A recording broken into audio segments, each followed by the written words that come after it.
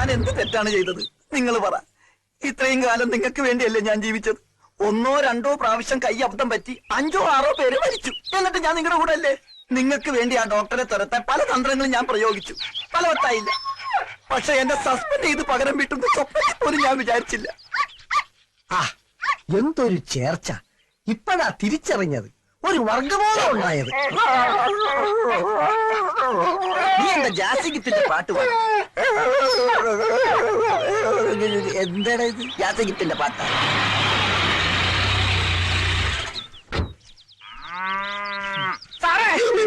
എന്താണോ ആ കാല്? എന്തിന്? കാല് പിടിച്ച് പാപ്പ് പറയാനാ. മനുഷ്യരോട് ടെൻഷൻ അടിച്ച് അടുക്കുമ്പോൾ അയാളുടെ പോടോ മാറി. സാറേ, കാക്ക വിളിച്ചാൽ കൊക്കാകൂല, കമ്പൗണ്ടർ വിളിച്ചാൽ ഡോക്ടർ ആകൂല, എനിക്കറിയാം. തന്റെ വേദാന്തം ഒന്നും എനിക്ക് കേൾക്കണ്ട. തന്നെ കൊണ്ട് സഹി കേട്ടിട്ട് ഞാൻ ഇങ്ങനെ ഒരു തീരുമാനം എടുത്ത് അതിൽ മാറ്റമില്ല. ഇവന്റെ ജോലി പോയപ്പോ മൃഗങ്ങൾ പോലും ഇവനെ മൈൻഡ് ഞാൻ മൈൻഡ് ചെയ്യാതിരുന്നപ്പോഴേ എനിക്ക് തോന്നി. സാറേ, ഞാൻ എവിടെ വേണമെങ്കിലും ആണയിടാം. ഇന്നു മുതൽ എല്ലാ മൃഗങ്ങളും